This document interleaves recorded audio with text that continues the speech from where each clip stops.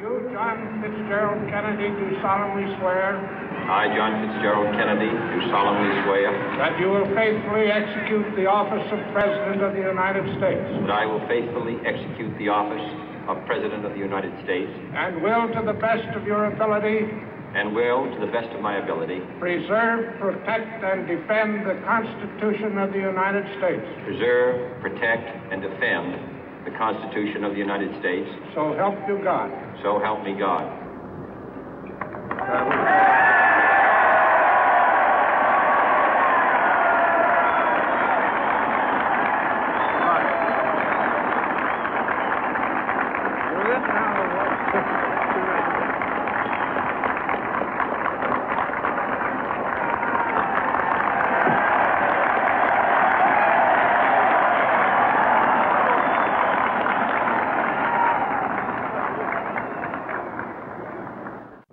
Vice President Johnson, Mr. Speaker, Mr. Chief Justice, President Eisenhower, Vice President Nixon, President Truman, Reverend clergy, fellow citizens. We observe today not a victory of party, but a celebration of freedom, symbolizing an end as well as a beginning, signifying renewal as well as change. For I have sworn before you and Almighty God the same solemn oath our forebears prescribed nearly a century and 3/4 ago. The world is very different now, for man holds in his mortal hands the power to abolish all forms of human poverty and all forms of human life. And yet the same revolutionary beliefs for which our forebears fought are still at issue around the globe. The belief that the rights of man come not from the generosity of the state, but from the hand of God. We dare not forget today that we are the heirs of that first revolution. Let the word go forth from this time and place to friend and foe alike that the torch has been passed to a new generation of Americans born in this century, tempered by war, disciplined by a hard and bitter peace, proud of our ancient heritage, and unwilling to witness or permit the slow undoing of those human rights to which this nation has always been committed and to which we are committed today at home and around the world.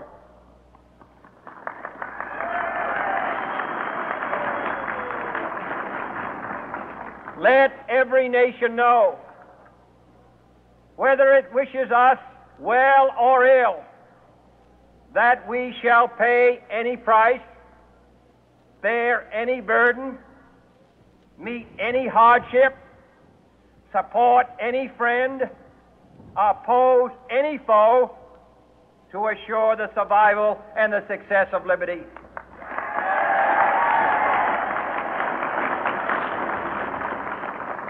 This much we pledge and more. To those old allies whose cultural and spiritual origins we share, we pledge the loyalty of faithful friends. United, there is little we cannot do in a host of cooperative ventures. Divided, there is little we can do, for we dare not meet a powerful challenge at odds and split asunder.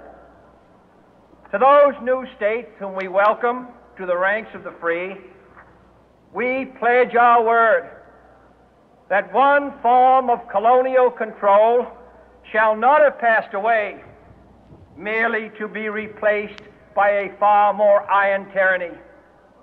We shall not always expect to find them supporting our view, but we shall always hope to find them strongly supporting their own freedom, and to remember that in the past, those who foolishly sought power by riding the back of the tiger ended up inside.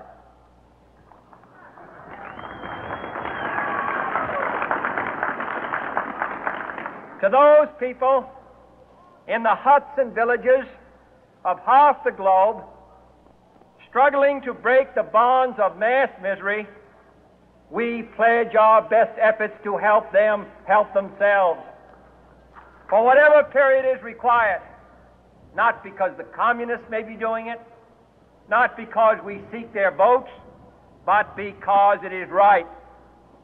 If a free society cannot help the many who are poor, it cannot save the few who are rich.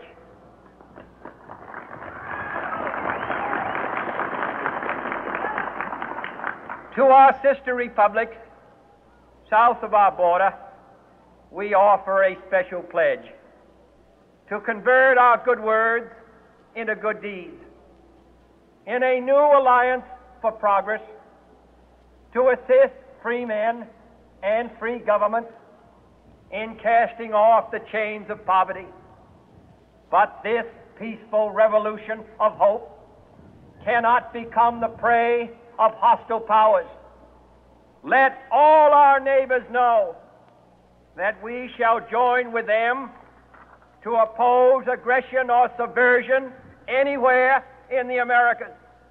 And let every other power know that this hemisphere intends to remain the master of its own house.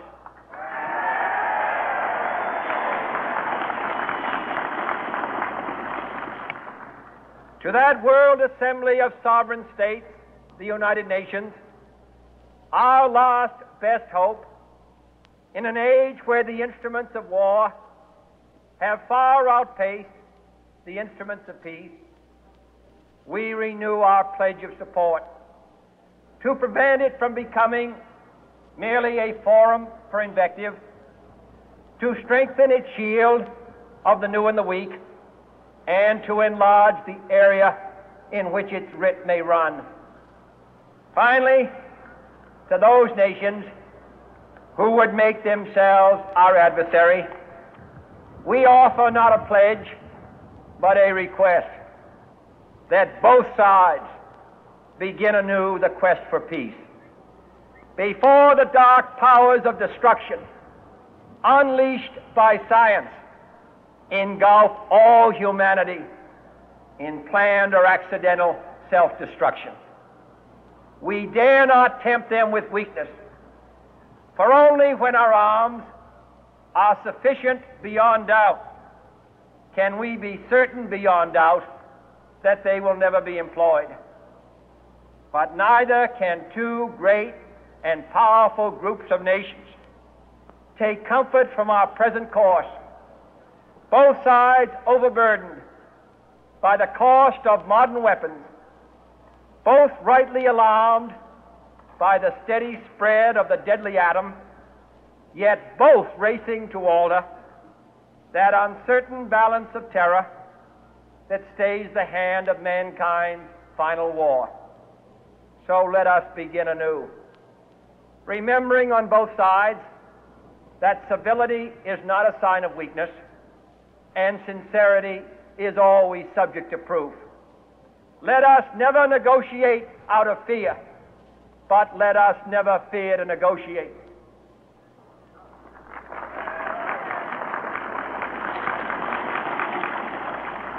Let both sides explore what problems unite us, instead of belaboring those problems which divide us.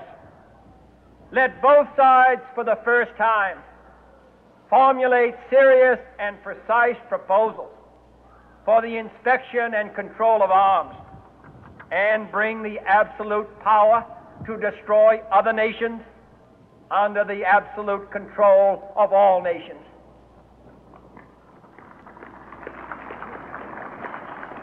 Let both sides seek to invoke the wonders of science instead of its terrors.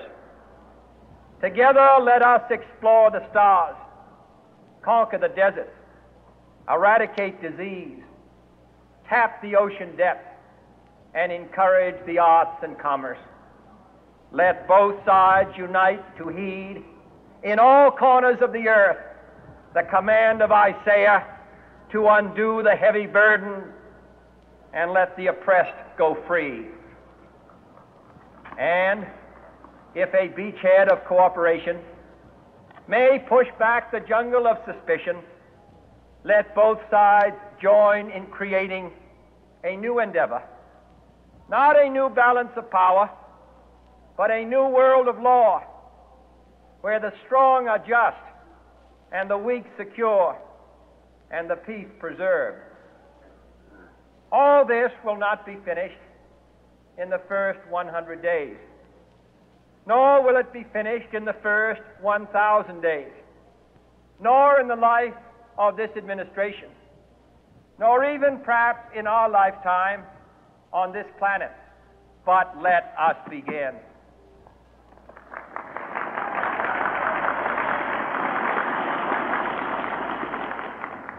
In your hands, my fellow citizens, more than mine, will rest the final success or failure of our course. Since this country was founded, each generation of Americans has been summoned to give testimony to its national loyalty. The graves of young Americans who answered the call to service surround the globe. Now the trumpet summons us again, not as a call to bear arms, though arms we need, not as a call to battle, though in battle we are, but a call to bear the burden of a long twilight struggle, year in and year out, rejoicing in hope, patient in tribulation, a struggle against the common enemies of man, tyranny, poverty, disease, and war itself. Can we forge against these enemies a grand and global alliance